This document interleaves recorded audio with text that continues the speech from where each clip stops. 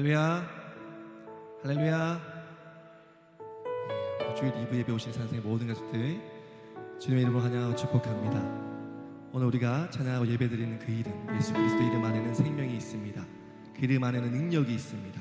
이 능력의 이름으로 나아갈 때 다가올 행복 나눔 축제 가운데서 예수를 알지 못하는 많은 영혼들이 주께 돌아오는 놀라운 은혜가 있게 될 줄 믿습니다. 우리 예배가 그 생명의 통로가 되기를 소망합니다. 함께 예수님의 그 이름을 찬양합시다.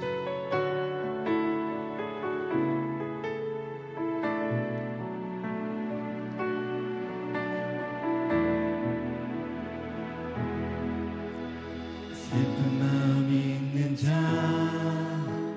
몸과 영혼 병든 자, 누구든지 부르시오. 예수 이름 부르시오. 그 이름을 믿는 자, 그 이름을 부르는 자, 그가 어떤 사람이든 그는 구원 얻으리. 슬픈 마음 있는 자, 슬픈 마음이 있는 자, 몸과 영혼 병든 자, 누구든지 부르시오. 누구든지 부르시오. 예수 이름 부르시오. 예수 이름 부르시오. 그 이름을 믿는 자, 그 이름을 부르는 자, 그가 어떤 사람이든 그는 구원 얻으리. 예수님의 그 이름을 찬양합시다.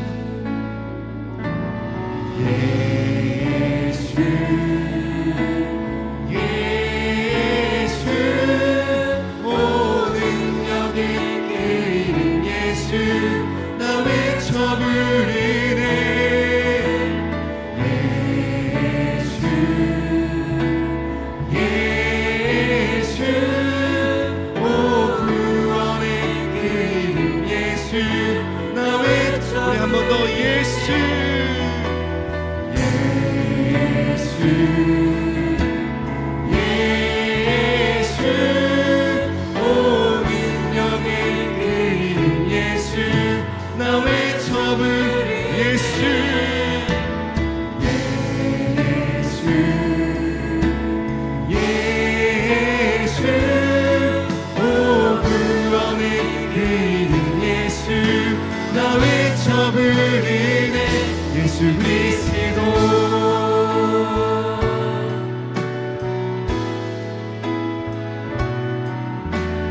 누각은 내게 없으나 나 가진 건 너에게 주니. 능력의 이름 예수라. 그 이름을 붙드시오. 그 이름을 믿는 자, 그 이름을 믿는 자, 그 이름을 외치는 자, 그가 어떤 사람이든 그는 주의 영광 보리라. 예수님을 찬양합시다. 예수 예수 오 능력의 그 이름 예수 나 외쳐 부르네. 예수 예수 오 구원의 그 이름 예수 나 외쳐 부르네. 예수 그리스도. 우리에게 주신 영광의 이름, 우리에게 주신 영광의 이름 나 어찌 잠잠하리. 세상에 크게 외쳐 부르 나의 주 예수 그리스도.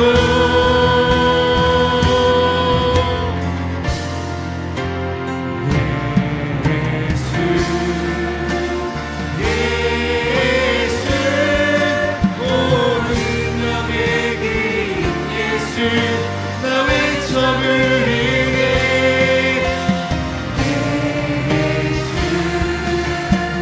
예수 오 구원의 그 이름 예수 나 외쳐 부르네. 예수 그리스도 예수 그리스도 예수 그리스도 예수 그리스도. 우리 구원의 그 이름 주님의 이름을 찬양하면서 주님께 영광의 박수 올려드립시다. 할렐루야.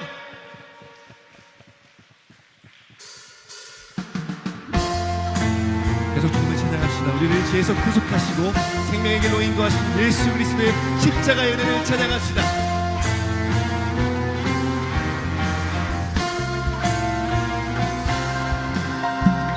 내가 예수 믿고서 제사함 받아 나의 모든 것 다 변했네. 지금 내가 가는 길 전부 길이요 주의 피로 내 죄가 씻겨. 내가 예수 믿고서 제사함 받아 나의 모든 것 다 변했네. 지금 내가 가는 길 전부 길이요 주의 피로 내 죄가 씻겼네. 나의 모든 것 변하고 그 피로 구속받았네. 하나님은 나의 구원 되시오니 내게 존재하는 나의 모든 것 나의 모든 것 변하고 그 피로 구속받았네. 하나님은 나의 구원 되시오니 내게 존재하는 없겠네.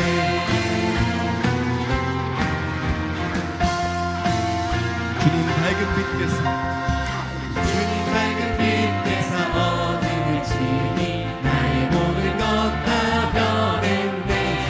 지금 내가 주 앞에 온전케 되는 주의 공로를 우리 한 번 더 찬양합시다. 주님 밝은 빛에서 어둠을 치니 나의 모든 것 다 변했네. 지금 내가 주 앞에 온전케 되는 주의 공로를 의지하고 있세. 나의 모든 것 변하고 그 피로 구속받았네. 하나님은 나의 구원 되시오니 내게 존재하는 나의 모든 것 변하고 나의 모든 것 변하고 그 피로 구속받았네. 하나님은 나의 구원 되시오니 내게 존재하는 나의 모든 것 변하게 하신 주님. 나의 모든 것 변하고 그 피로 구속받았네. 하나님은 나의 구원 되시오니 내게 존재함 없겠네.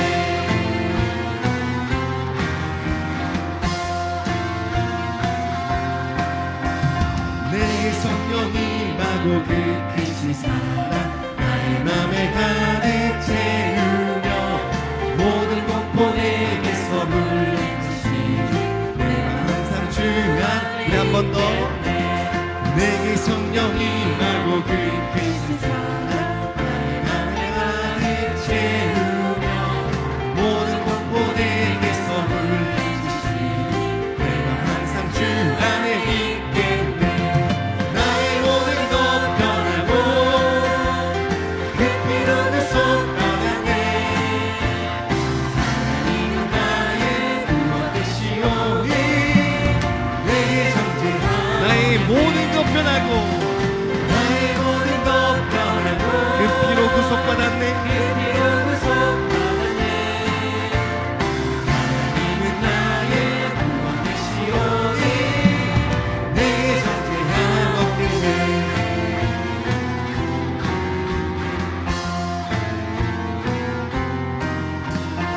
늘 구속하신 주님께 영광의 박수 올려드립시다. 할렐루야.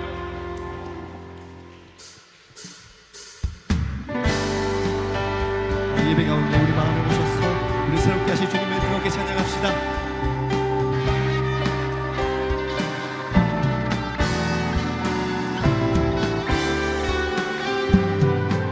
주 예수 내 맘에 주 예수 내 맘에 들어와 계시는 변하여 새 사람 되고 내가 늘 바라던 참빛을 찾은 곳주 예수 내 맘에 주 예수 내 맘. 주 예수 내 맘에 들어와 계시는 만영된 만영된 행실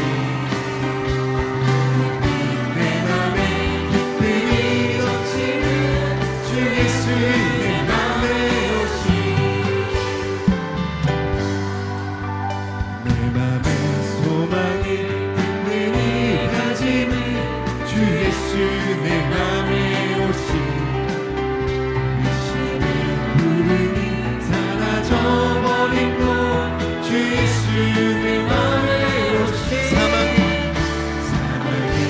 있지만 골짜기 하다가 밝은 빛 고련히 비춰 저 멀리 하늘은 바닥에 보임도 주 예수 내 맘에 오신 주 예수 내 맘에 오신 주 예수 내 맘에 오신 내 맘에 기쁨이 넘치는 주 예수 내 맘에 오신 오늘 우리 마음 가운데 넘치는 내부주 주님께 그렇게 찬양합시다.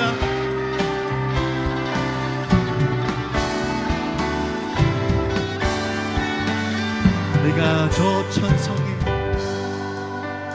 내가 저 천성에 올라가 살기는 주 예수 내 맘에 오신 천성에 올라가 주님을 뵈리니 그 기쁨 비길 데 없네 아멘 주 예수 내 맘에 오신 주 예수 내 맘에 오신 내 맘에 기쁨이 넘치는 주 예수 내 맘에 주 예수 내 맘에 오신 주 예수 내 맘에 오신 주 예수 내 맘에 오신 내 맘에 기쁨이 넘치는 주 예수 내 맘에 오신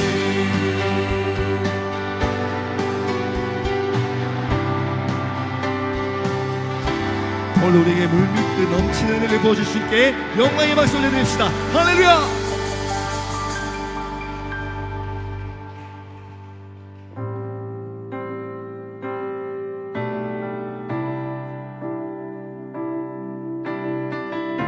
영광과 존귀를 받기에 합당하신 주님의 이름을 찬양합니다.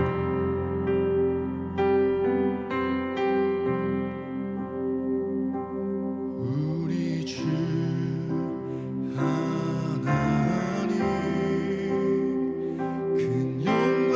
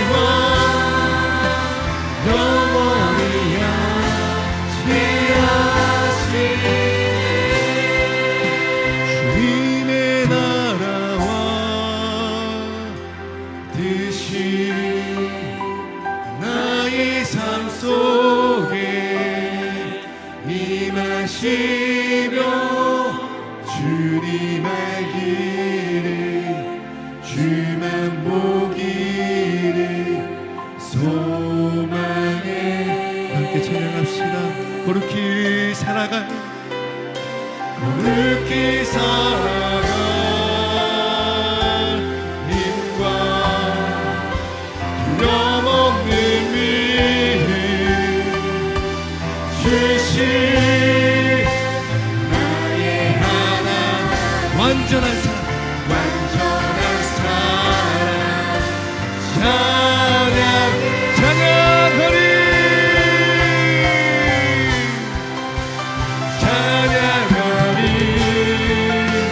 만군의 주 영원히 함께하신 존귀하신 주님 존귀하신 사랑의 왕 영원히 우리 두 손 높이 들고 주님을 찬양합시다. 찬양하리 찬양하리 만군의 주 영원히 함께하시네 존귀하신 사랑의 왕 영원히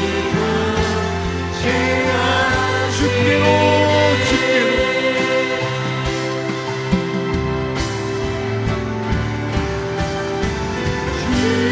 주께로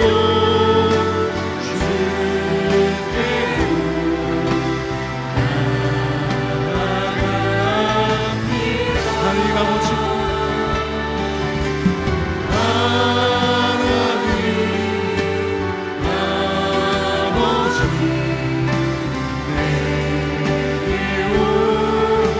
예수님 예수님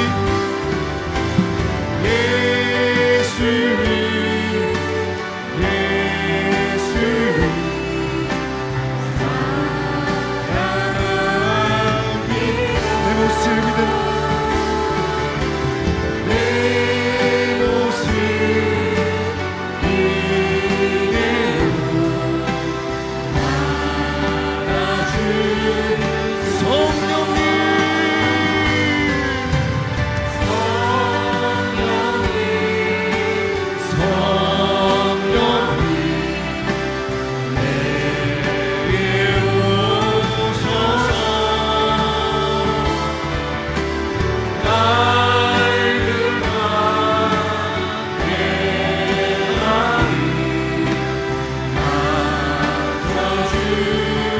다시 차례에 나서 찬양하시겠습니다.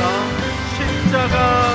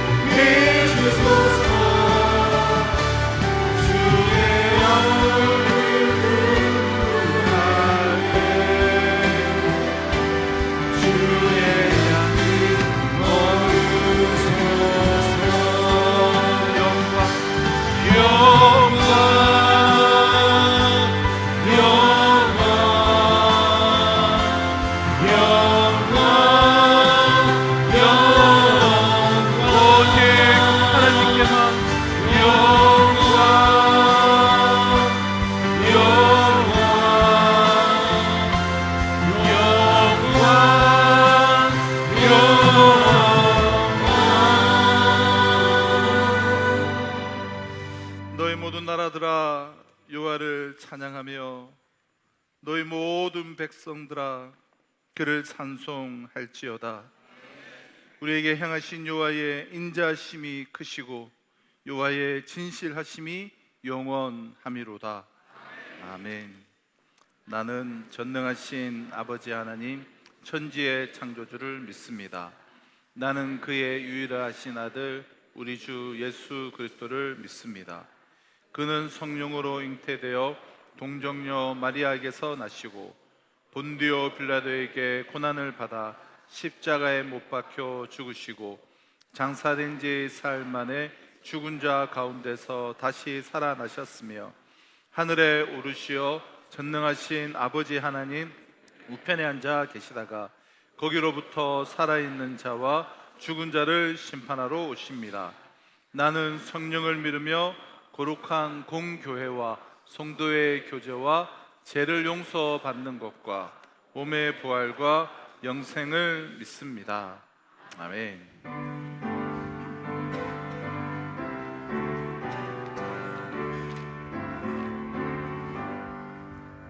그 참혹한 십자가 주 달려 흘린 피 샘물같이 흘러서 죄 씻어주시네.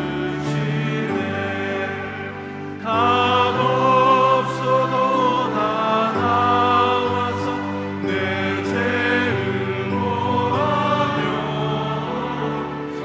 힘들보다 더 이도록 찬송결어드리. 나 믿노라 나 믿노라 그 보혈 공로를 금 없어도 피 흘리사 날 구원하셨네. 저 흉악한 한강도는 죄를 깨달아 죄 없으신 주 예수 구주로 믿었네.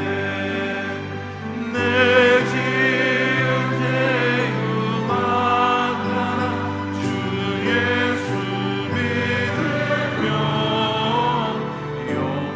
용서받은 강도같이 곧 구원받으리. 나 믿노라 나 믿노라 그 보혈 공로를 금 없어도 피 흘리사 날 구원하셨네. 온 백성의 제사하신 하나님 어린 양 그 십자가 지심으로 온 인류 구했네. 저 영원한 새 나라에 다 같이 모여서 근거 문고 한곡조로 새 노래 부르리. 아멘. 나 믿노라 나 믿노라 그 보혈 공로를 금 없어도 내 흘리사 날 구원하셨네.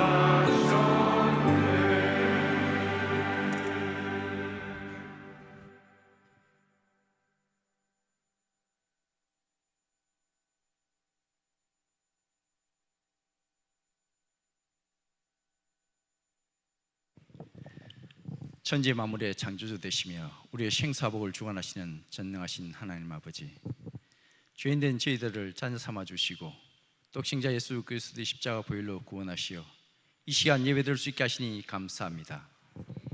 또한 때를 따라 우리의 필요를 채워주시고 즐거운 추석 명절을 맞아 멀리 떨어져 있던 가족 친척들과 함께 예배드리게 하신 하나님 감사드립니다.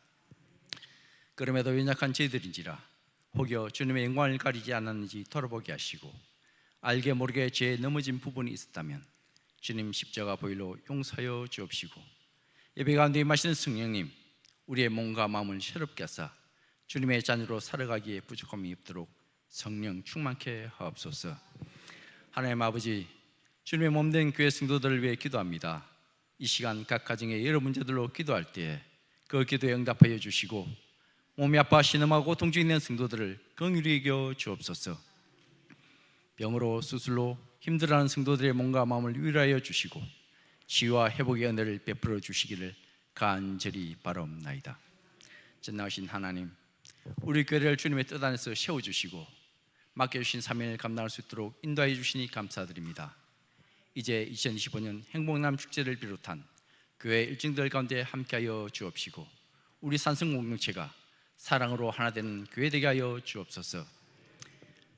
이번 행복남 축제를 통하여 땅끝까지 이르러 복음을 전하신 우리 주님의 명령 따라 우리 아픔은 믿지 않는 한 영혼을 위해 기도로 나아갈 때 더욱 겸손한 마음으로 섬기게 하시어 몸소 섬기신 주님의 본을 본받는 제자되어 세상을 변화시키는 생명 공동체로 선교와 복음 전파의 사명을 온전히 감당하는 성령 충만한 교회 되게 하여 주옵소서.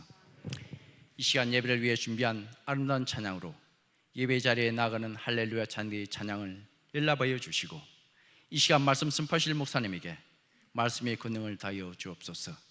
전해지는 그 말씀이 듣는 저희들의 마음을 주정하여 우리 심령을 채우기에 부족함이 없도록 인도하여 주옵소서.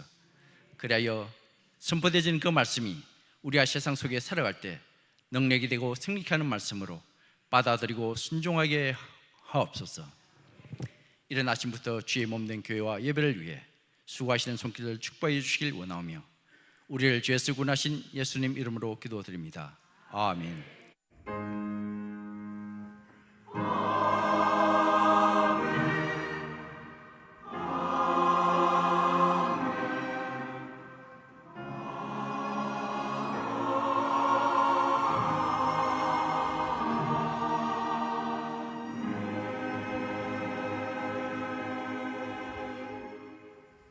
오늘 우리에게 주신 하나님의 말씀은 사도행전 5장 30절부터 32절까지의 말씀입니다. 사도행전 5장 30절부터 32절까지의 말씀을 제가 봉독하도록 하겠습니다. 너희가 나무에 달아 죽인 예수를 우리 조상의 하나님이 살리시고 이스라엘에게 회개함과 죄 사함을 주시려고 그를 오른손으로 높이사 임금과 구주로 삼으셨느니라. 우리는 이 일의 증인이요 하나님이 자기에게 순종하는 사람들에게 주신 성령도 그러하니라 하더라. 아멘.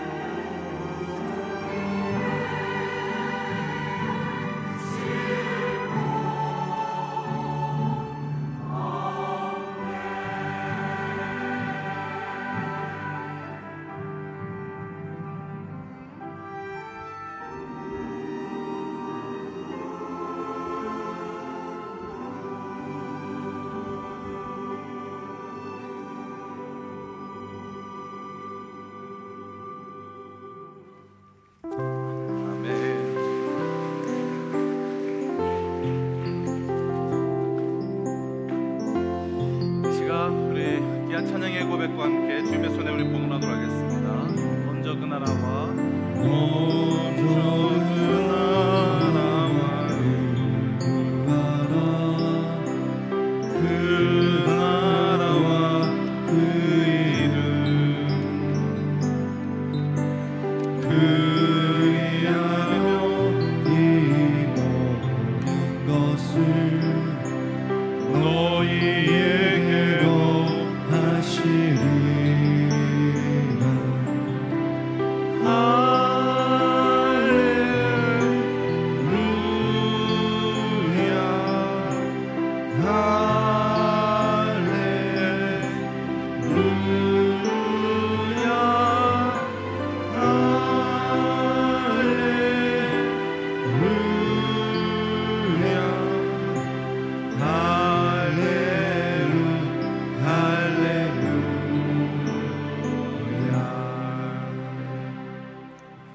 네, 우리 주일 2부 예배에 나오신 우리 모든 성도님들을 주님의 이름으로 환영하며 축복합니다.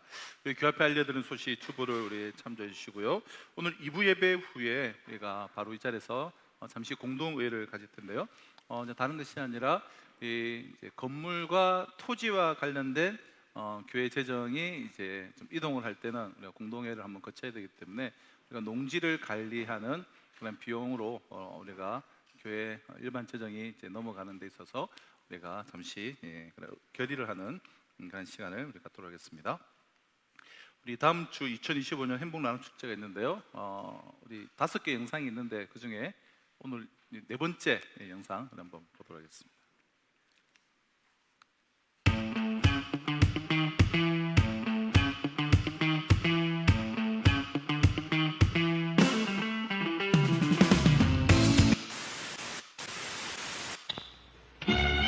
하늘에서 별을 따다 하늘에서 달을 따다 두 손에 담아드려요 오랑씨 아름다운 날들이여 사랑스러운 눈동자여 오랑씨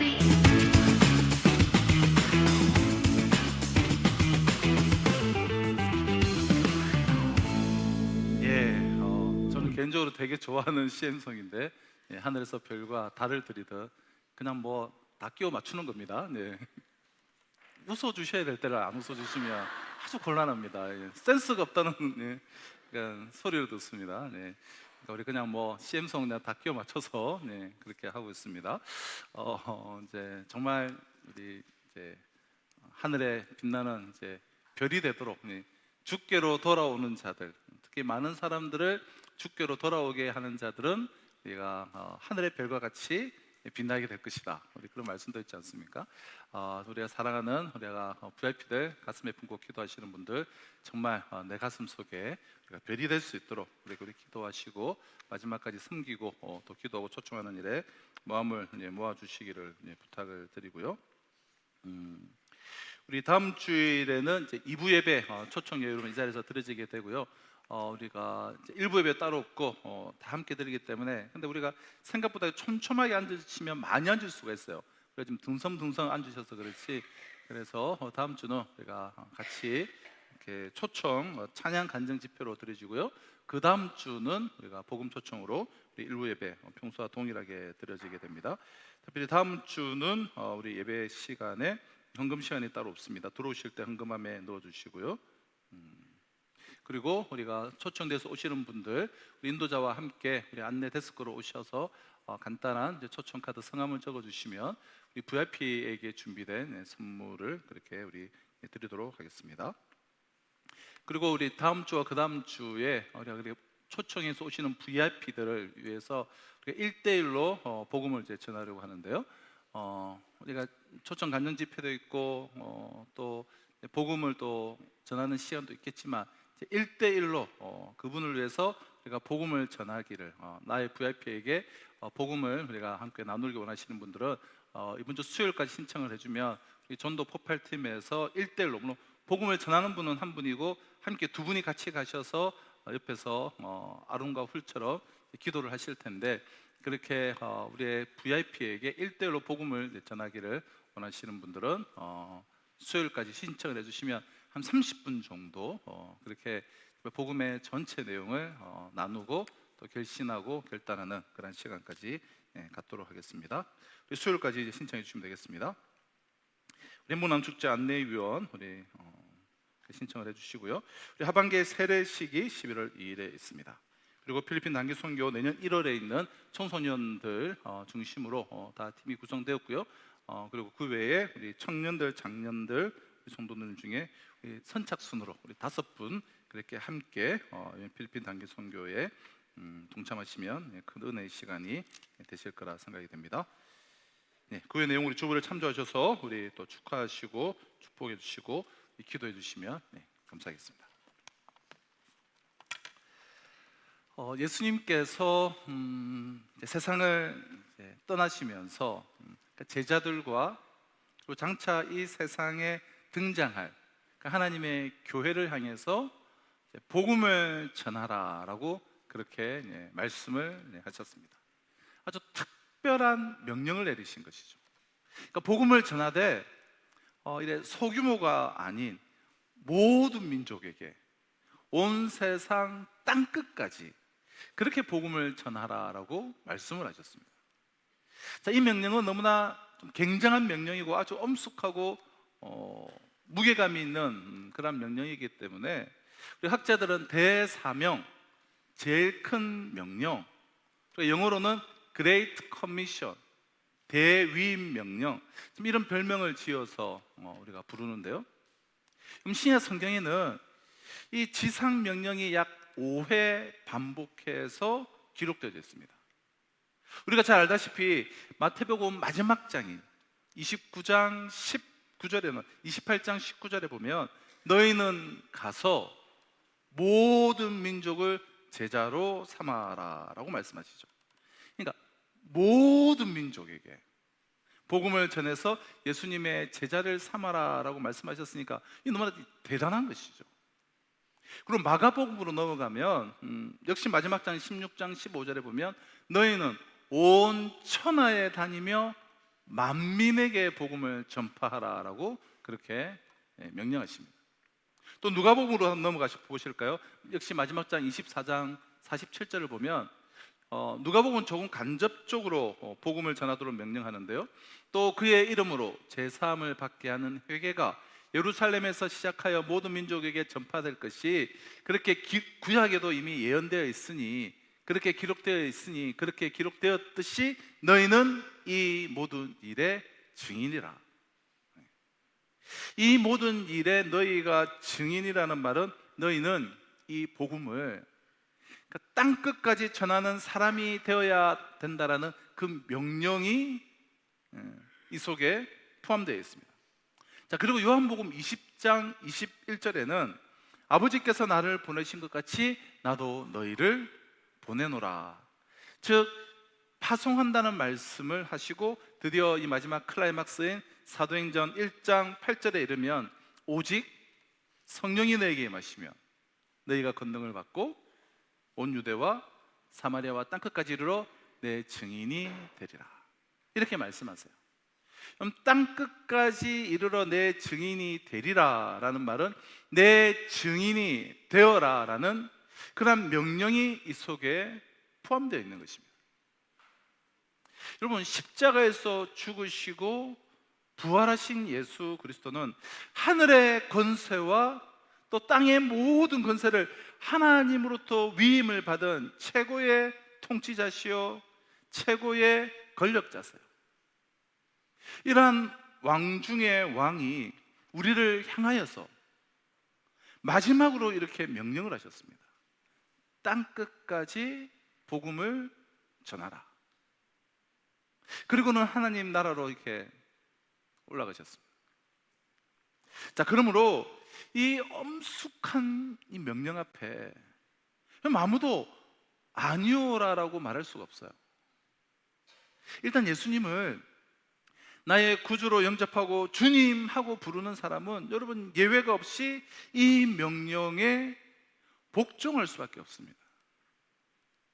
만일 우리가 예수를 믿으면서도 복음을 전하라는 예수님의 이 말씀을, 이 명령을 대수롭지 않게 여기면서 세상을 산다면, 별로 대수롭지 않게 여기면서 신앙생활을 한다면 예수님의 가장 큰 명령을 거부하는 것입니다. 가장 큰 명령을 거부하는 거예요. 그러므로 전도 안 하고 복음 전하지 않고 그저 적당히 신앙생활하면서 세월을 보내는 분들은 천국이야 갈지 모르지만 예수님의 가장 큰 명령을 고의적으로, 왜 내가 별로 관심을 가지지 않으니까 고의적으로 거부하거나 무시하고 살았다는 점에서 좀 책임을 면할 수가 없습니다. 그만큼 예수님의 이 지상 명령을 우리가 순종하는 것은 우리 모두에게 아주 대단한 큰 의미를 갖는 거예요. 우리가 1년에 상반기와 하반기에 행복 나눔 축제를 열고 또 해마다 몇 개월 동안 이렇게 우리가 준비를 하면서 한 영혼이라도 우리가 구원하려고 애를 쓰는 이유가 무엇입니까? 이 사복음서에 방금 소개드렸듯이 사복음서의 마지막마다, 그리고 이 최초의 교회의 태동을 앞두고 사도행전의 그 첫머리에 주님이 우리에게 명령을 하셨기 때문에, 여러분, 교회가 세상 끝날까지 모든 민족에게 복음을 전하라라고 하신 예수님의 이 명령을 조금이라도 등한히 한다면, 이 명령을 등한히 하면서 다른 일에 관심을 갖는다, 그럼 그 교회는 존재할 이유가 없습니다. 그러므로 매년마다 어떻게 하든지 주님의 이 명령을 한번 순종해 보고자 하는 그런 몸부림으로 우리가 장년들을 위한 이 행복 나눔 축제, 또 봄에는 우리가 다음 세대를 위한 행복 나눔 축제, 그 다양한 모습의 이런 전도와 선교에 우리가 이제 힘을 쓰는 것이죠. 그럼 전도는 교회가 세상에 존재하는 본질적인 이유이기 때문에 이것을 거역하면 교회의 머리 대신 하나님의 명령을 거역하는 거나 다름이 없습니다. 그러므로 이 명령을 여사로 보지 마시기를 바라요. 하도 많이 들었고 너무 잘 알고 있어서 그러면서 순종은 하지 않는, 그러면서도 그냥 여사로 여기는, 그럼 그저 특별한 소명과 은사를 받은 사람들 혹은 뭐 선교사들이나 하는 특별한 소명으로 보지 마시기를 바라요. 그럼 예수님을 나의 주님이라고 고백하십니까? 주여라고 그렇게 부르십니까? 나의 왕이라고 고백합니까? 하나님이시다고 그렇게 고백을 합니까? 그렇다면 그분이 주신 제일 큰 이 명령을 거역하면서 인생을 살거나 신앙생활을 할 수는 없는 것입니다. 그런 모순은 존재하지 않습니다. 자, 그러나 여러분, 이 땅 끝까지 복음을 전하라라고 하신 예수님의 이 명령은 우리가 인간적으로 볼 때, 그리고 세상적으로 볼 때는 너무 비현실적이에요. 너무나 비현실적입니다. 왜냐하면 이 정도의 이 어마어마한 일을 하도록 명령받은 사람이라면 이 무언가 좀 이렇게 갖추어져 있어야 되지 않겠습니까? 근데 이 명령을 직접 들은 11명의 사도들을 보십시오. 대부분 그 당시에 별 볼 일 없는, 무시당하던 저기 갈릴리 오촌 출신의 배우지 못한 사람들이에요. 그런 사람들에게 온 세상을 다니면서 만민에게 복음을 전하라고 하셨으니 이 무슨 현실성이 있습니까? 자, 그리고 나중에 예루살렘 이 다락방에 모인 이 120명도 마찬가지죠. 거기에는 뭐 남자, 여자, 노인, 어린아이 할 것이 다 이렇게 골고루 다 모여 있었습니다. 그들은 예수님을 막 쫓아다니면서 병이 난 경험이 있거나 또는 예수님을 통하여서 이렇게 새롭게 인생을 시작한 사람들로서 대부분 이 사회적으로 이게 주목을 받지 못하는 그러한 사람들이었습니다. 따라서 그런 사람들에게 이 전 세계를 향해서 복음을 전하라고 했었으니 이 무슨 현실성이 있는 말입니까? 예루살렘에서 이 명함도 못 내밀 그런 사람들이에요. 만약 베드로가 예루살렘 어느 골목 모퉁이에서 갈릴리 그 특유의 사투리로 예수 믿으십시오, 예수님은 죽었다가 살아나셨습니다 하면 그 어느 누가 이런 말을 듣겠습니까? 그 당시에 한 사람도 전도할 수 있는 가능성은 없습니다. 그럼에도 불구하고 온 천하에 다니면서 복음을 전하라고 하셨으니 얼마나 이 비현실적이냐라는 거예요. 여러분, 우리가 전도지를 가지고 이렇게 젊은 사람들이 많이 드나드는 그런 도심 한가운데 한번 나가 보신 적 있습니까? 자, 그리고 그 길 위에 서서 예수 믿으세요라고 한번 전해 보십시오. 그러면 내 자신이 얼마나 초라하고 약한지를 금방 느낄 수가 있습니다. 그럼 연세가 있는 분들은 그나마 이 전도지를 받고 뭐 이렇게 반응을 보이기도 해요. 그런데 세련되게 잘 차려입고 가는 젊은 사람들은 얼마나 차가운지 몰라요. 요즘 젊은 사람들은 얼마나 이 기독교에 부정적이고 냉소적인지 탁 뿌리치고 아주 무시하는 경멸하는 눈빛을 한번 주고 그렇게 탁 뿌리치고 가버립니다. 그런 사람들을 보면서 어떻게 하면 그들을 예수 믿게 할 수가 있습니까? 고민하게 되죠.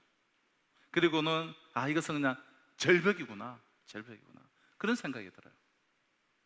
이러한 정말 하잘것없는 그러한 존재들을 불러서 땅끝까지 복음을 전하라고 했으니 현실성이 없는 것이죠. 자, 또 한 가지 예수님의 이 명령이 현실성이 없는 이유는 이 세상이 너무나 악하다라는 사실 때문이에요.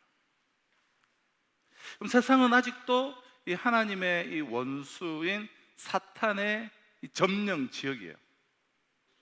예수님이 십자가에서 죽으시고 부활하셔서 이미 악한 권세를 짓밟고 승리를 하신 것은 사실이지만, 부활하심으로써 승리를 하신 것은 사실이지만, 우리 주님이 그러니까 다시 승천하신 주님께서 재림하시기 전까지는 여전히 하나님을 대적하는 악한 세력은 이미 도래한 하나님의 나라가 있지만 완성된 하나님의 나라는 아니기에 악한 세력은 아직까지 활동을 하고 있어요. 그래서 예수님께서도 이 세상의 마귀와 사탄과 악령을 일컬어서 세상의 신이다, 이렇게 요한복음에서 3번이나 반복해서 말씀하셨습니다. 그러니까 그만큼 그들의 이 파워, 이 권력을 인정하는 그런 부분이죠. 그러니까 실제로 그런 강력한 힘이 있다는 거예요. 그리고 예수님이 십자가에서 죽으시고 또 부활하셔서 이미 하나님의 나라가 이 땅에 임한 지 30-40년이 지난 후에도 사도 바울은 고린도후서 4장에서 사탄을 일컬어서 이 세상 신, 이 세상의 왕이다, 그렇게 이제 말하는데요. 그러니까 우리 주님이 승리를 하셨지만 아직 사탄은 완전히 소멸되지 않았어요. 사탄은 아직 병도 안 걸렸습니다. 들어 눕고 앓고 있는 존재가 아니라는 거예요. 여전히 혈기왕성하게 활동하고 있는 그런 무서운 세력입니다. 그러므로 우주는, 즉 이 세상은 아직 우리가 전쟁 중이라고 이런 말할 수가 있습니다. 하지만 하나님과 사탄의 세력이 비등비등해서 어떻게 될지 알 수 없는, 그러니까 이렇게 서로 파워 게임을 하는 그런 전쟁은 아니에요. 이것은 일종의 내란이에요. 게릴라전이에요. 그러니까 남은 잔당들이 이 승리하신 예수 그리스도와 그의 나라에 들어와서 다시 오심으로 완성되기 그 전에 그 나라 안으로 들어와서 게릴라전을 펼치면서 최후 발악을 하면서 지금 내란을 일으키고 있는 그런 상황이에요. 그럼 초강대국인 이 미국에 몇 명의 테러범들이 들어와서 미국 전체의 사람들의 그런 마음속에 공포를 막 불러일으키고 혼란을 일으키는 거 아닙니까? 그런 것처럼 오늘날 사탄은 여전히 하나님이 다스리는 이 큰 우주 속에 여기저기 다니면서 게릴라전을 통해서 내란을 일으키고 있는 그런 형국인 것이죠. 그래서 자기 세력을 확보하고 자기가 지배하는 백성들을 여전히 늘려가고 있는 거예요. 그런데 이 세력이 상당하게 확장되어 있다는 데 문제가 있죠. 그러면 우리는 이 사실을 알아야 돼요. 사탄에게 지배당하고 점령당한 지역들이 우리 주변이나 세계 도처에 많이 있다는 거예요. 그들이 이 큰 세상을 이루고 있습니다. 그래서 고린도서 4장 4절을 보면 이 세상 신이 믿지 않냐는 자들의 마음을 혼미하게 하여 그리스도 영광의 복음의 광채가 비치지 못하도록 한다라고 바울은 말하는 것이죠. 쉽게 말하면 이 사람들의 마음을 흐트러 놓아서 아무리 생명의 복음을, 영생의 복음을 전해도 듣지 못하게 하고, 설령 듣는다고 하더라도 깨닫지 못하게 하고, 깨닫는다 하더라도 예수 믿지 못하도록 그 마음을 꽉 붙잡고 있다는 거예요. 이것이 사탄이 점령하는 지역이에요. 이런 사탄의 점령을 받고 있는 사람들이 우리 주변에 얼마나 많습니까? 이처럼 이 악한 세상을 향해서 우리에게 복음을 전하라고 하시기에 너무나 현실성이 없는 거예요. 이 거대하고 악한 세상에 복음을 전해라. 현실성이 없죠. 자, 그렇다면 이 복음을 전해야 할 사람을 보아도 신통치 못하고, 또 복음을 전해야 될 현장을 보아도 너무나 악하고 무서운데 어떻게 우리가 복음을 전할 수 있습니까? 어떻게 땅끝까지 예수 그리스도의 나라를 확장할 수가 있습니까? 이처럼 도무지 될 것 같지도 않은 일을 주님께서는 그러나 분명히 명령을 하고 가셨습니다. 너무나 막막한 이 난제 같지만, 그러나 이 난제를 푸는 열쇠가 있습니다. 그것은 바로 성령이에요. 성령. 우리 같은 이런 별 수가 없는 존재의 문제를 해결할 수 있는 키가 바로 여러분 성령이에요. 이 약한 세상을 다룰 수 있는 열쇠가 바로 성령입니다. 성령의 능력이라는 거예요. 성령의 능력을 받으면 우리는 강해집니다. 얼마만큼 강해집니까? 예수님만큼 강해져요. 우리가 성령의 능력을 받으면 아무리 세상이 악하고 어두워도 우리 앞에 대적하지 못하는 존재들이 되어버려요. 성령의 핵심 키라는 거예요. 이것은 예수님을 통해서 여러분 이미 입증이 되었습니다. 예수님은 하나님의 아들이십니다. 아무리 연약한 인간의 몸을 입고 오셨다 할지라도 하나님의 아들이 오신 거예요. 우리 주님께서는 이미 그분 자신이 이 세상의 모든 권세를 지배하실 수 있는, 그리고 다스리고 통치할 수 있는 영광을 가지고 계십니다. 그럼에도 불구하고 그가 세상에 오셔서 일할 동안에는 모든 것을 성령께 의탁을 하셨습니다. 그럼 성령이 말하게 하셔서 말하셨고, 성령이 전도하게 하셔서 전도하셨습니다. 성령이 병든 자를 고치게 하셔서 고치셨고, 나중에는 성령이 죽은 그 무덤에서 일어나게 하셔서 예수님이 일어나셨습니다. 그러니까 전적으로 성령께 의탁을 하셨습니다. 자, 그 사실에 대해서 사도행전 10장 38절은 이렇게 말씀하죠. 하나님이 나사렛 예수에게 성령과 기름을, 능력을 기름 붓듯 하셨음에 그가 두루 다니시며 선한 일을 행하시고 마귀에게 눌린 모든 사람을 고치셨으니 이는 하나님이 함께 하셨습니다. 자, 이렇듯 예수님께서 이 세상의 복음을 전하시고 그리고 십자가에서 승리를 하셨습니다. 바로 성령의 능력을 통해서요. 자, 예수님 자신이 그렇게 하셨기 때문에 그럼 지금 제자들과 그리고 그 제자들 안에 있는 우리들에게도 똑같이 하라고 말씀하시는 거예요. 그렇게 가르치시고 계시는 거예요. 너희들은 성령을 받아야 돼. 성령을 받아야 땅끝까지 복음을 전할 수가 있어. 그래서 예수님께서 승천하시기 전에 너희에게 성령이 임하셔서 너희를 권능으로 무장시키기 전에는 밖에 나장하지 말고 기도하면서 기다려라, 그렇게 말씀하셨죠. 사도행전 1장 4절에 보면 사도와 함께 모이사 그들에게 분부하여 이르시되 예루살렘을 떠나지 말고 내게서 들은 바 아버지께서 약속하신 것을 기다려라. 그리고 사도행전 1장 8절에서 말씀해요. 오직 성령이 너희에게 임하시면 너희가 권능을 받고, 권능을 받고.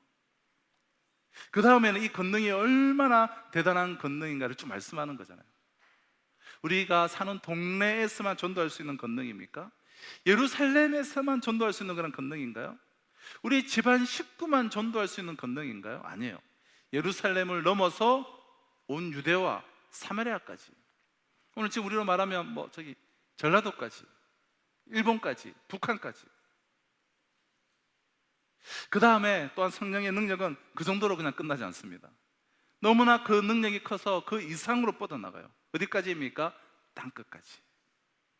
요즘 말로 하면 정말 세계 끝까지 복음을 전할 수 있는 능력을 성령께서 우리에게 주신다는 거예요. 교회에 주십니다. 성령의 능력이 이만큼 가능해요. 이만큼 역사를 합니다. 그럼 제자들이 이 성령의 능력을 받아서 그 능력이 얼마나 대단한 것인가를 그들이 직접 몸소 체험하지 않았습니다. 절대 안 될 것 같이 보였던 사람들이 회개하고 돌아오는 거예요. 그럼 굉장한 역사가 일어났습니다. 오늘 본문 사도행전 5장 30절 31절을 보면 그럼 전도가 무엇이라고 나옵니까? 너희가 나무에 달아 죽인 예수를 우리 조상의 하나님이 살리시고 이스라엘에게 회개함과 제사함을 주시려고 그를 오른손으로 높이사 임금과 구주로 삼으셨느니라. 너희가 나무에 달아 죽인 그 예수 그리스도가 십자가에서 죽으셨지만 하나님이 그를 살리시고 그가 죽으셨지만 살아나셨음을 전하는 것이 여러분 전도예요. 전도가 무엇입니까? 이 사랑하는 예수님을 나의 구주로 고백하고 예수님하고 부르면, 즉 이스라엘에게 회개함과 제사함을 주시려고, 회개하면 제사함을 받는다라고 전하는 것이 여러분 전도예요. 자, 근데 제자들이 전도하러 나가서 한 가지 놀라운 사실을 발견했어요. 나 혼자 전도하는 것이 아니더라는 거예요. 그러면 누가 전도하느냐? 그럼 32절이죠. 우리는 이 일의 증인이요, 하나님이 자기에게 순종하는 사람들에게 주신 성령도 그러하니라. 자신들이 복음의 증인이 되어서 죽었다가 살아나신 예수 그리스도를 회개케 하는 그 제사함의 그 복음의 증인으로서 순종하며 나아갈 때 하나님이 자기에게 이렇게 순종하는 사람들에게, 그 증인들에게 주신 성령도 그러하니라. 그러니까 성령도 증인이더라는 거예요. 그러므로 여러분, 내가 전도할 때 나 혼자 전도하는 것이 아니에요. 내 안에 계신 성령께서 나와 같이 전도하는 것을 그들이 체험을 했습니다. 그 결과 이제 엄청난 열매들이 그들에게 나타난 것이죠. 이렇듯 성령의 능력을 여러분 믿으면 놀라운 일이 일어납니다. 여러분, 그렇게 참 비겁한 이 베드로가 전도를 하니 얼마나 여러분 큰 일이 일어났습니까? 며칠 전에, 바로 며칠 전이죠, 예수님을 못 박아 죽이느라고 막 흥분해서 그냥 여전히 씩씩거리던 그 폭도들이에요. 그 폭도들. 아직도 그 예수님에 대한 그 분노가, 그 감정이 누그러지지 않은 그들에게 너희들이 못 박아 죽인 예수를 하나님이 살리셨다, 회개하여 예수 믿고 제사함 받으라라고 그들의 죄를 정확하게 지적하면서 베드로가 복음을 전했더니 3,000명이 넘는 사람들이 가슴을 치고 돌아오는 기적과 같은 일들이 일어나지 않았습니다. 누구의 능력입니까? 성령의 능력이에요. 성령의 능력. 그럼 사도행전 1장부터 28장까지의 그 시간을 대략 한 30년 정도로 우리가 잡는데요, 1장에서 28장까지.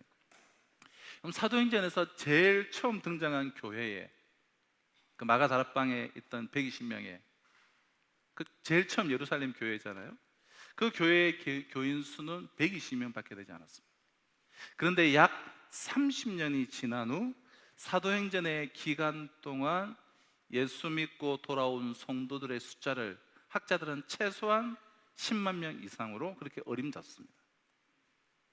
그러니까 30년 사이에 그 120명의 갈릴리 촌놈들이 예수 그리스도의 복음을 전했는데, 한 세대가 가기 전에 사마리아를 넘어서 이 헬라 문화권까지 십수만 명의 사람들이 예수 믿고 돌아와 하나님의 자녀가 되는 기적이 일어났던 거예요.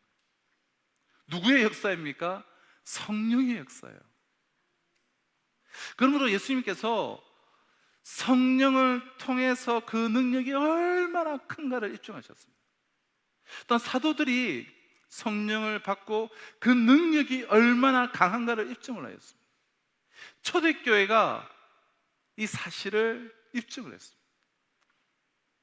그러므로 우리도 예수님과 사도들과 초대교회 사람들이 마신 그 우물물을 우리도 똑같이 마셔야 돼요.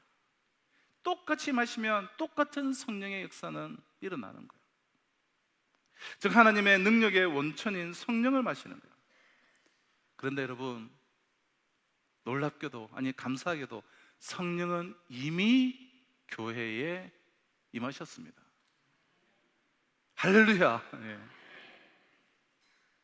성령은 우리 모두에게 임하셨어요. 예수를 주라고 고백하는 그 성도들의 심령 가운데 이미 임재 계세요. 우리 마음에 거하세요. 그래서 우리가 지금 이렇게 나와서 예배를 드리고 주님을 향해서 찬양하는 거잖아요. 성령이 우리 산성교회에 임하셔서 역사하셨기 때문에 지난 6년 동안 우리가 행복나는 축제를 한 10회 정도 이렇게 거듭하면서 크고 작은 그런 성령의 역사들을 보았습니다. 그럼 다음 세대 행복나는 축제와 또 우리 장년들의 행복나는 축제를 통하여서 결코 적다고만 할 수 없는 그런 사람들이 이 자리에서 복음을 듣고 또 예수를 믿겠다는 결단들도 있었습니다. 그럼 성령이 거하시지 않았다면 어떻게 이런 일들이 일어날 수가 있겠습니까? 절대로 불가능하죠. 우리 교회에 성령이 임하시고 우리 산성교회에 지금까지 역사하신 이 성령 하나님을 우리는 찬양할 수가 있어야 될 거예요. 그럼 내 안에 성령이 거하십니다. 자, 그러나 성령이 교회에 거하시고 성령이 내 안에 임하셨다는 사실 하나만으로 안주를 하면 안 돼요. 그럼 중요한 사실 하나가 필요합니다. 그 성령은 충만해야 한다는 거예요. 충만해요. 그럼 예수를 주라고 고백할 때에 복음을 받아들인 성도들의 마음속에 성령이 임재하세요. 그러나 어느덧 구원은 받았고 하면서 그냥 신앙생활을 하는데 여전히 내가 주인 노릇하고 내가 내 삶의 왕이 되어서, 그래서 내 안에 임재해 계신 성령은 저기 어느 구석태기에 그냥 구원을 받았고 그 외에 주어진 삶의 현장에서는 내가 여전히 주인 노릇하면서 내가 주인 돼서 내가 충만해서 살아가면 안 되는 것이죠. 그럼 성령은 충만해야 돼요.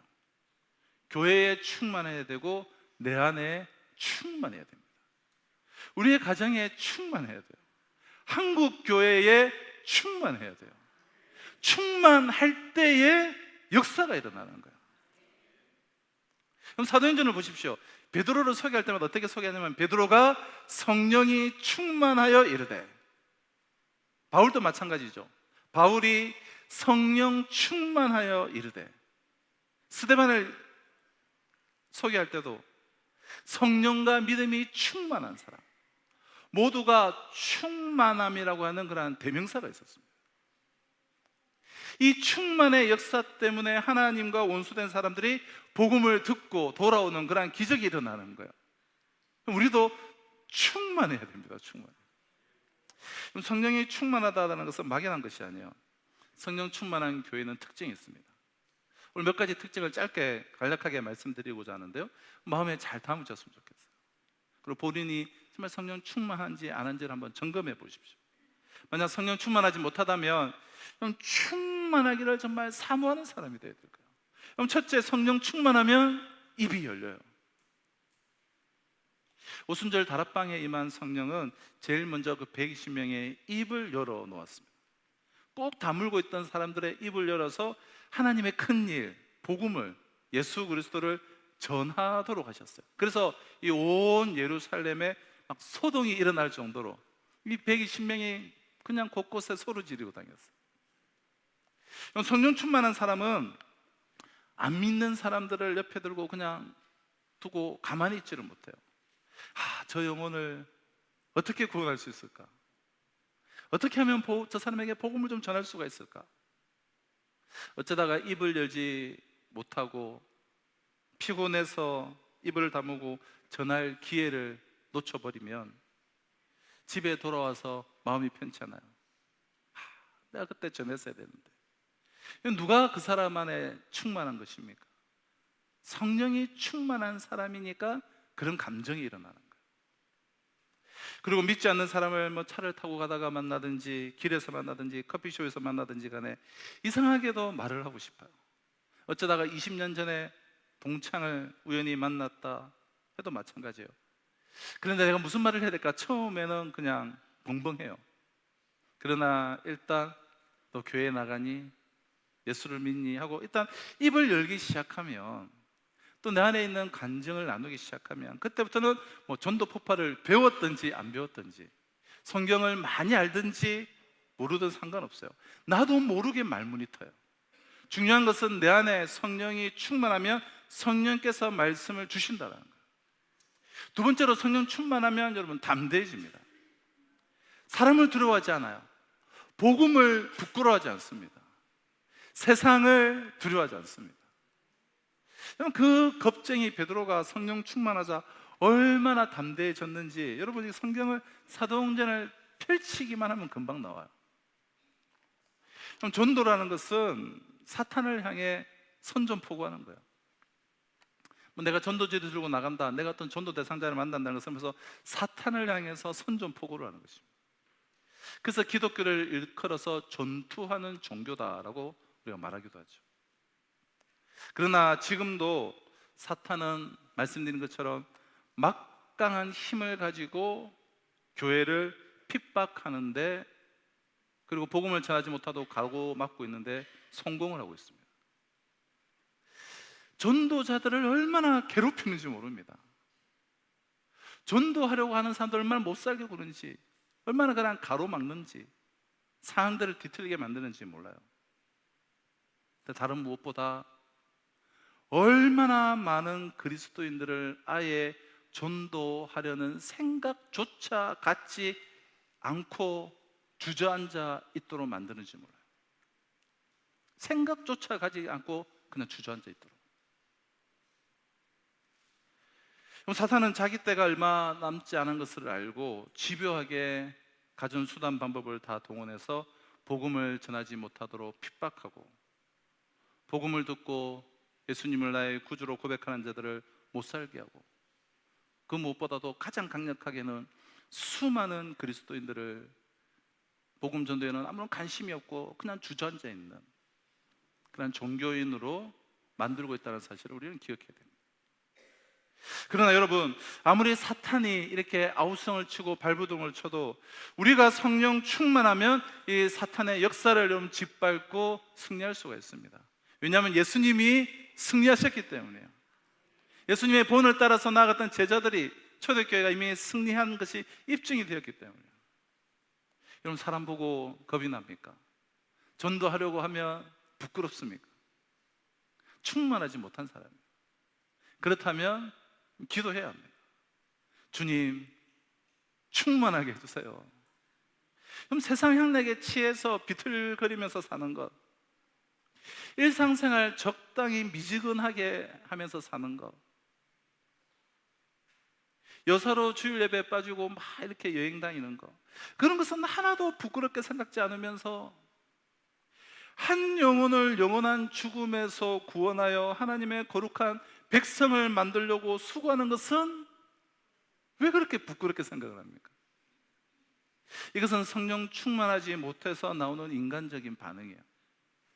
성령 충만하면 담대해지는 것입니다. 그럼 세 번째로, 성령 충만하면 표적과 기사가 나타나게 돼요. 마가복음 16장 17절 18절을 보면, 믿는 자들에게는 이런 표적이 따르느니 곧 그들이 내 이름으로 귀신을 쫓아내며 새 방언을 말하며 뱀을 집어올리며 무슨 독을 마실지라도 해를 받지 아니하며 병든 사람에게 손을 얹은 즉 나으리라. 물론 이제 개인적으로 저는 전도할 때 무조건 이 악한 귀신하고 이 혈투를 벌여야 전도가 된다고 주장하는 것에는 저는 동의하지 않아요. 모든 것들을 그냥 귀신 논으로 이야기하는 것 동의하지 않습니다. 소위 말하는 이제 능력 전도인데요. 우리가 전도하러 나갈 때마다 이 귀신들아 내가 나왔다 한번 싸보자 뭐 이런 식으로 뭐 귀신을 쫓아내고 그 다음에 무슨 어떤 표적이 일어나야 전도가 된다고 주장하는 것이 능력 전도인데요.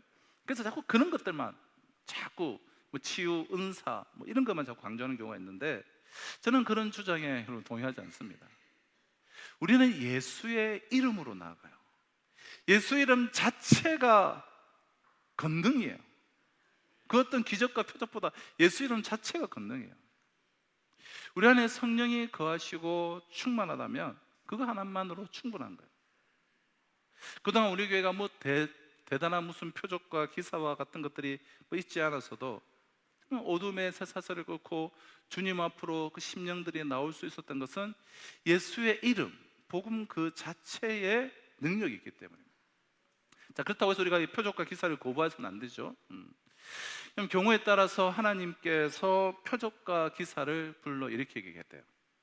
근데 특별히 아직 계시된 말씀, 이 온전한 하나님의 계시가 이 복음이 번역되지 않고 자신들의 언어로 그리고 복음이 완전히 십자가의 복음이 전해지지 않는, 그러니까 말씀으로 복음을 전하는 것이 잘 되지 않는, 그러니까 전도하기가 어렵고 또 잡다한 귀신들이 진을 치고 있는 그런 선교지의 최전방에서는 하나님께서 필요할 때마다 표적과 기사를 불러 일으키십니다.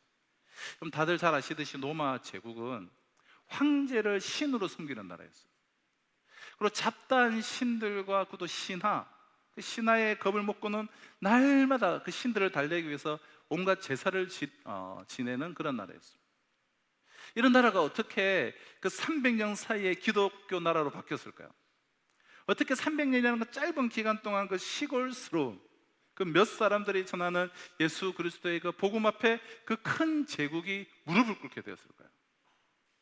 로마 제국을 연구한 학자들에 의하면 그 당시 기독교가 로마 제국을 정복할 수 있었던 여러 이유 중에 가장 두드러진 이유는 귀신을 쫓아내는 데 매우 탁월했다는 점이에요. 그러니까 표적이 일어난 것이죠. 전도자들이 이 귀신 들린 사람들에게 예수의 이름으로 물러가라 하자 귀신이 깨끗하게 물러가서 새 사람이 되고 예수를 믿고 돌아오는 일이 많이 일어난 거예요. 또 어떤 신전에 가서 예수 믿는 사람들이 이렇게 한 마디씩 이렇게 전하자 그 신전에 있는 모든 것들이 그냥 아수라장이 되어버리는 그런 역사들이 곳곳에서 일어났습니다. 소위 이런 이제 하나님과 그러니까 하나님보다 못한 어떤 열등신과의 이 대결에서 예수의 이름이 이기는 능력과 표적과 기사가 계속 나타나자 나중에는 이 로마 제국을 뒤흔들어 놓는 큰 역사가 일어나게 된 것입니다. 그래서 지금도 선교지에 가면 이 무지한 온주민들을 상대로 복음을 전할 때 선교사들을 통해서 표적과 기사가 많이 일어나죠. 그러니까 성령 충만하면 또 이와 같은 표적과 기사가 우리에게 일어날 수가 있다는 거예요. 마지막으로 성령 충만하면 놀라운 전도의 열매가 맺히게 됩니다. 그럼 예루살렘에서 그 대대적인 그 집단적인 회심이 일어납니다. 그럼 빌립보에서는 어땠습니까? 빌립보에서처럼 한 가족 전체가 가족들의 회심이 일어나요. 그리고 성경에 기록되지 않은 그 수많은 개인 회심이 일어납니다. 그러니까 개인적으로 혹은 가족적으로 또 많은 사람들이 단체로 회개하고 돌아오는 그러니까 대부흥이 일어날 수 있다는 거예요. 바로 우리가 성령 충만할 때 가능한 것입니다. 그러면 전도에서 또 한 사람이 예수를 믿고 돌아왔다면 여러분이 성령 충만한 증거예요. 그 사람 때문에 그 가족들이 가족이 10명이 다 예수 믿고 돌아와서 교회에 나오게 돼요. 그러니까 성령이 충만하면 역사는 여러분 일어나는 것입니다. 오늘도 우리가 성령 충만하면 하나님께서 큰 열매를 주십니다. 아무리 우리 가정에 정말 믿지 않고 고집하는 사람이 있다 해도 내가 성령 충만하면 그 사람은 예수 믿고 반드시 돌아옵니다. 그럼 우리 교회가 성령 충만하면 보다 많은 성도들이 성령 충만하면 우리가 내서와 마산과 이런 경남을 예수 그리스도의 나라로 우리는 바꿀 수가 있어요. 우리 모두가 성령 충만하면 되는 거예요. 그럼 예수님에게 임했던 그 성령이, 베드로에게 임했던 그 성령이, 바울에게 임했던 그 성령의 역사하심이, 초대교회에 역사했던 성령이 지금은 여러분 힘이 다 빠져서 아무런 능력이 없으시겠습니까? 아니에요. 우리가 성령 충만하지 않았기 때문에. 그럼 동일한 성령이세요. 변함이 없는 성령이십니다. 내가 성령이 충만하면 역사는 일어나는 것입니다. 그럼 어떻게 충만하게 될 것이냐? 그럼 대답은 하나밖에 없어요. 그럼 기도하는 것입니다. 그리고 증인으로의 부르심에 순종하는 거예요. 순종의 첫 발을 내딛으면서 기도하는 거예요. 그럼 32절에 우리는 이 일의 증인이요, 하나님이 자기에게 순종하는 사람들에게 주신 성령도 그러하니라. 복음의 그 증인으로의 그 부르심에 순종하는 사람들에게 주신 성령이라고 했습니다. 순종하는 사람들에게 주신 성령. 부르심에 순종할 때 성령을 주십니다. 그리고 충만하기 위해서는 여러분 기도하는 것이. 여러분 개인적으로 나는 성령 충만하지 못한 것 같다고 생각되면 여러분 힘을 다해 기도하시기 바랍니다. 회복 나눔 축제를 앞두고 여러분이 기도해야 돼요. VIP를 위해서 기도해야 돼요. 교회를 위해서 기도해야 돼요. 성령 충만하기를 기도해야 합니다. 여러분이 기도를 통해서 개인이 성령 충만하게 될 뿐만 아니라 교회가 정말 성령 충만하게 될 줄로 여러분 믿으시기를 바랍니다. 새벽마다 정말 기도하고, 또 많은 분들이 요즘에 금요 기도회 때 정말 뜨겁게 우리가 지금 기도하고 있는데 정말 성령 충만하기를 위해서 기도하고, 또 행복 나눔 축제에 많은 영혼이 구원받기를 위해 기도하고 있습니다. 우리 모두가 이렇게 기도하면 성령 충만해집니다. 우리 모두 성령의 사람이 돼야 됩니다. 성령의 사람들이 될 줄로 믿습니다. 사랑하는 성도 여러분, 성령 충만해서 우리의 입이 열리도록 합시다. 성령 충만해서 담대한 전도자가 됩시다. 성령 충만해서 우리를 통해서 이적과 기사가 일어날 수 있도록 합시다. 성령 충만해서 우리를 통해서 수많은 영혼이 구원받는 그런 부흥이 일어나도록 합시다. 주님의 소원이에요. 우리 주님의 소원. 남의 일처럼 생각하지 마십시오. 예수 그리스도의 가장 큰 명령을 공공연히 의도적으로, 내 의지를 드리지 않는 것은 의도적인 것이죠. 예수 그리스도의 가장 그 큰 명령을 공공연히 거역하면서 예수 잘 믿는 것처럼, 신앙생활 잘하는 것처럼 착각하지 마시기를 바랍니다. 우리 모두 성령 충만해야 합니다. 기도하시겠습니다. 아버지 하나님, 이 시간 주신 말씀 마음에 담고 우리 모두가 성령 충만하기를 원합니다.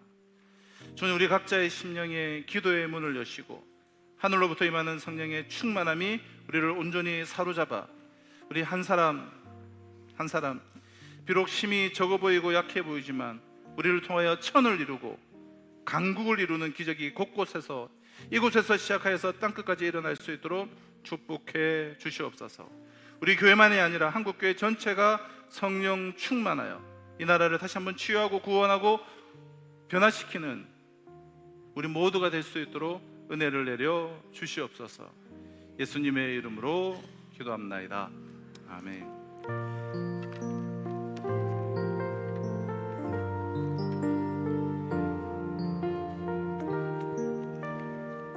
자, 주신 말씀을 가슴에 새기며 우리 함께 찬양하겠습니다. 내가 두려웠던 모든 것들이, 내가 지나왔던 모든 시간이, 내가 걸어왔던 모든 순간이 당연한 건 아니라 은혜였어. 내가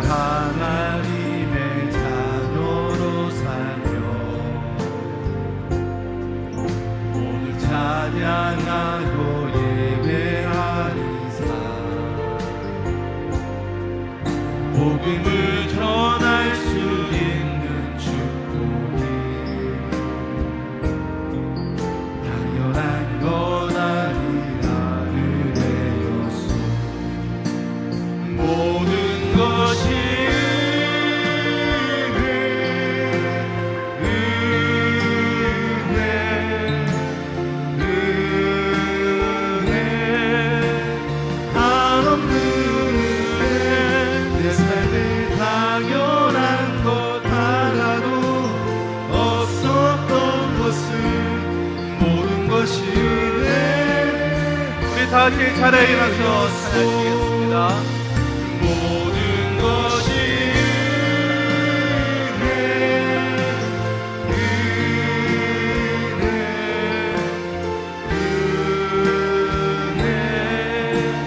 하나님의 내 삶에 당연한 것 하나도 없었던 것은 모든 것이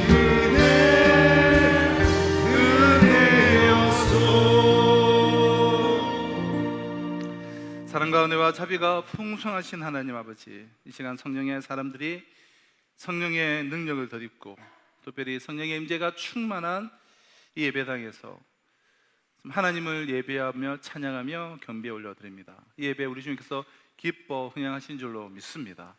이제 내가 성령으로 충만한 자 되어서 이번 한 주간 내 삶의 현장에서 승리하는 인생 살아갈 수 있도록 주여 역사하여 주시옵소서. 귀한 예물 주님의 손에 봉헌하여 드리는 손길들을 기억하여 주시옵소서. 생업과 직장과 사업과 삶의 전 영역 가운데 하나님의 풍성함을 공급하여 주셔서 이 시대의 복의 근원, 축복의 통로들로 놀라운 인생 살아갈 수 있도록 은혜 위에 은혜를 더하여 주시옵소서. 연약함 가운데 있는 성도들 회복시켜 주시옵소서. 회복에 머물지 않고 충만케 하여 주시옵소서. 오늘도 열방을 품고 나가는 모든 선교사님들과 조국의 모든 교회들 가운데도 성령의 충만함으로 기름 부어 주셨기를 간절히 바라옵고 소원하며 지금 우리 주 예수 그리스도의 은혜와 하나님의 사랑과 성령의 역사 교통하심이 만왕의 왕이신 우리 주님께서 우리에게 주신 그 가장 큰 그 명령을 가슴에 새기며 그 사명을 감당하기 위하여 성령의 충만함을 구하며 성령의 충만함을 덧입고 성령의 역사를 따라서 놀라운 사명을 감당하며 하나님께 영광을 올려드리기를 소망하는 우리 성도들과 우리 산성교회와 또 이번 한 주간의 삶 가운데 지금으로부터 영원토록 항상 함께 있을지어다. 아멘.